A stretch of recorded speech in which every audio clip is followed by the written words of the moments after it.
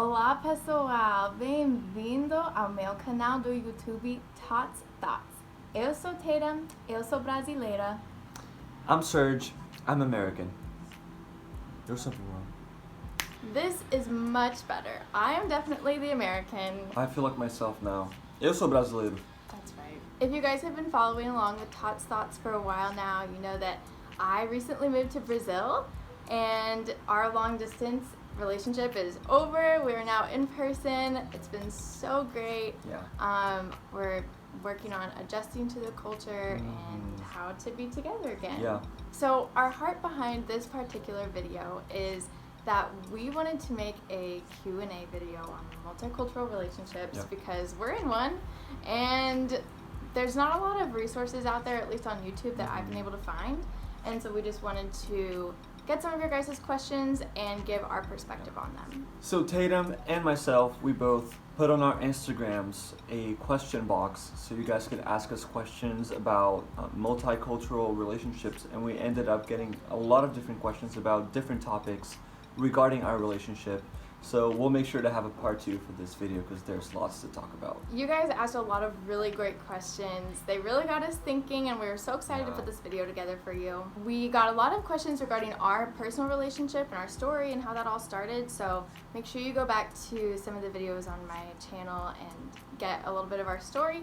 We'll probably do another video in the future about the specifics of everything since you guys are so curious. But for this video, we're talking about multicultural relationships and how to work through them. We were so shocked at how many questions we got about food. Oh my gosh. You guys are so curious about food and how we deal with food differences. It's so funny. I know. So, well, we're in Brazil and food here is significantly different from food in America. So that is a really good question. So some people asked, how do we deal with different food preferences? Well, I think everyone everywhere has different food preferences. It doesn't really matter if you live in another country or another culture. Like, everyone loves different things, even if you grew up on the same street. Even if you're from the same family. Like, me and my sisters, we have different food preferences. So everyone just has different tastes, and that's okay. I've just learned to be amazed at the things that we like that are different. One time I was here in January and we were at this place called a churrascaria. Which... Said that right? Yeah, churrascaria. Okay, Yeah. That's the one. Yeah, which for you guys would be like a Brazilian steakhouse. But anyways, tell them about it. Yeah, and so we're at this restaurant and the waiters come around with like this meat on a stick and they ask you if you want it and you say yay or nay. And so we're there and the waiter comes around with these like little weirdly shaped pieces of meat and I was like, what the heck is that? And he's like, oh, these are chicken hearts. These are my favorite things ever. I could eat like all the chicken hearts in the world. And I'm like, that's insane. Chicken hearts, to me, they're disgusting. I couldn't even think about trying one, even though I did. It was a bold moment for me. Yeah, so I just was amazed that he liked them and didn't put a disturbance in our relationship at all. True. So another food question we got was, when we get married, are we going to be cooking Brazilian food or American food? What do you think? I guess a mixture, because there's good things from both. So there's no reason for me to say to her that, hey, we're in Brazil, we're only eating Brazilian food here. No reason for that. Thanks for considering me. Love that. Usually we eat pretty healthy. We like to cook foods that give us the best nutritional value so that we can have energy for the day. So I assume we'll just be making whatever makes us feel best and gives us the most energy. If you guys want to see a video of food in Brazil, what it's like to go grocery shopping in Brazil, put it in the comments below because we would love to do a video on that. That would be really fun. And guys, don't get me wrong. It's not that I'm Brazilian, so all American food is weird to me. And it's not that she's American and all Brazilian food is weird to her. Yeah, that leads us to our next question, which was, what are some tips for navigating cultural meals that you're not sure of? And I actually thought of Serge answering this one because he went to America for 4 years to study at university. Yeah. And he had some funny experiences there because Americans have like Thanksgiving and all these like holidays that they don't have in Brazil. So maybe you can share a story about that. Yeah, I guess Brazil is kind of similar to America when it comes to holidays in the sense that we just gather for food in those special holidays. But Thanksgiving was a really fun experience for me because I just saw all these different kinds of food that to me wouldn't make sense ever. Like cranberry sauce on turkey. Like what? Like who would have thought about that? And also a very pleasant surprise for me that was weird at first was pumpkin flavored things like pumpkin pie or a pumpkin flavored coffee. Like what? Definitely no pumpkin chocolate chip muffins here in Brazil, that's for sure. No. So y'all better make some at home and eat them in my honor. Yeah. And another thing about Thanksgiving that was really surprising to me and that really pleased me a lot was that the focus in that day is to eat as much as you can. So that left me pretty excited about it. So moving on from the food category, the next set of questions that we got from you guys were regarding our travels to America, how often we're going to be going, do we plan to live in Brazil long term, forever. You guys asked a lot about that and how his Brazilian background and my American background work together. Yeah. So one of the questions was, how often will we be visiting America? And we have decided that we have to go there at least once a year. We just have so many friends over there. Furthermore, her family is over there. So we have to make it a priority to go there. Yeah, we would love to go at least once a year, minimum. We would love to go more than that, possibly twice a year. It all depends on the budget. The currency is really different here, and so right now the financial situation of Brazil is such that it works out really well if you're an American and you come to visit Brazil, aka come see us in Brazil. Come see us. Like you guys are literally gonna spend like $10 to eat at a Brazilian steakhouse here. Yeah. All you can eat. It works out really $10. good for Americans. But if you're Brazilian and you live in Brazil, it is a little tricky to get to America at this point. So we're just making sure that we are taking control of our finances and not letting them control us. Because it doesn't matter how much we have, we just have to make it a priority to go visit family. That has to be a priority because, like she said, like your money shouldn't rule you, but you should take control of your own finances and tell them where they need to go. And we're telling them, you need to go to our family and friends and seeing her homeland. So that's really important. Yes, Dave Ramsey. And when Serge signed up to be in this relationship, he knew that it was going to be a priority for us to go to America as often as possible. And he's willing to do whatever he can to make that happen for us. So I was very grateful for that. Yeah, because I can't be selfish to think that just because she married me in Brazil, that means that everything before that is left behind forever. Like she has a story, she has a family, she has a group of friends from college, and me as a future husband, I have to honor her in that way. And also know that like her friends are my friends now, and my friends are her friends. It's two lives becoming one. Yeah, everything is we now instead of just him or just me. Or it will be in a month and a half. But. Yeah, so it's not just her being added to my life. Like it's me sharing my life with her, her sharing her life with me, and just living life as a duo, as a team. Ladies, find you a man who gets this, okay? Find you a man who understands this concept of sacrificial love and putting the other person before themselves. Definitely lots of videos to come about that. Yeah. So stay tuned. Woo! Another question in that same topic was, do you plan on living in Brazil or America for the foreseeable future? And where will you raise your children? Big questions, you guys. You have a lot of questions. And we do too. This has been a conversation for a long time for us. Yeah. And it will continue to be a conversation for probably the rest of our married life together. We are totally open to whatever the Lord would have us do. Yeah. Whether that's here in Brazil. We don't know how long we're going to be here for. We might end up back in America, we might end up in Europe, we might end up in China. Who knows where we're going to end up? And that's kind of the fun part about it. And it's kind of fun that we get to figure this out together as a team, knowing that we're just available to whatever God's calling is for both of us headed into this marriage. Exactly. And I'm in full-time ministry, which means I have something that keeps me very grounded here where I am. It's not like I just have a corporate job, a 9 to 5 that I can just say, well, I'll just find another one in this other place. I have a very specific calling from God here where I am. So any reason for us to move, it will have to come from God. Like, it will have to be very clear that we have this work to be done in another place. So it really just depends. I would love to go back to America and raise our children there, to answer your question. But that will all depend on what God wants me to do then.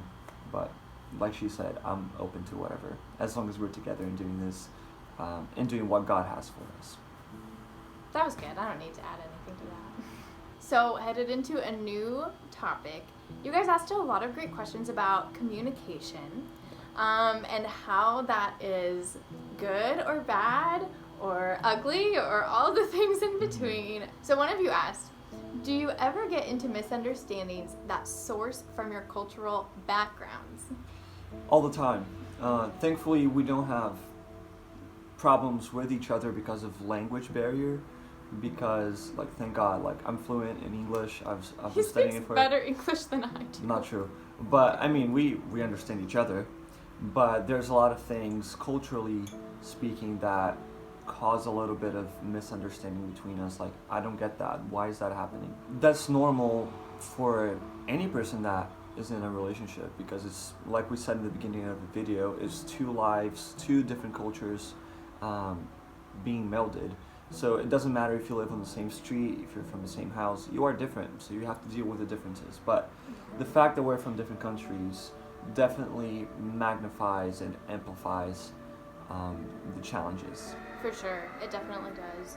We wanted to take this opportunity to be honest with you guys about a couple of the struggles that we've encountered with me coming here and adjusting, and how our cultural backgrounds have been magnified even more, and how that has been a struggle but has showed us a lot more about each other. So I would say my biggest struggle so far that has caused problems for our communication is coming from America, coming from my family. I grew up with the goal of independence. I'm sure a lot of people from America are this way, because that's just kind of the American dream, is to make your way, to work as hard as you can, to make a way for yourself so that you can be independent and provide for yourself the things that you need to survive and have a good life. So that's the mindset that I just have naturally. And so when I came to Brazil about a month ago, I realized I could no longer be independent, basically, in any way. That's a little dramatic, but let me just list off a few of the things that I currently need help doing. Laundry, cooking, grocery shopping, driving. I can't even attempt to drive a car. It's so terrifying. Yeah, communicating with people, all people. It's very hard when you don't speak Portuguese. So I'm working on all of those things, but it's really made me realize that I need to be okay with asking for help from people and receiving their assistance. And it's not a reflection on my work ethic if I can't do something right away. Like, I just moved to this foreign country. I'm not gonna know how to do everything. And we want to help you, you know, like, people want to help you. We've learned a lot with Serge being back in Brazilian work culture, and that has also been really interesting. Very different. So we met in America in college, and in college I was very structured. Like, all of my hours, all of my assignments, they were all timed right. They were all put into my schedule. I knew everything that I was going to do that day, and I had to be that way. Otherwise, I wouldn't get all the stuff that I needed to do. It was so impressive, you guys. I have never met a more organized person in my life. I was blown away. I tried. But then I get here in Brazil and I'm working in Brazilian work culture, but not just normal work culture, it's Brazilian church work culture, which means flexibility is the name of the game. So I had to get here and my structured life no longer worked here because I would get last minute demands all the time.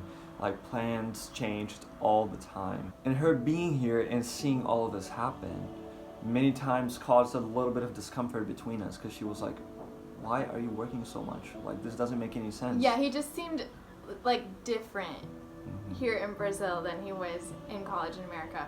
Of course that's going to happen. Of course you have to adapt to the culture around you. You have to. It's like a necessary thing, but it's just hard to understand sometimes. Yeah.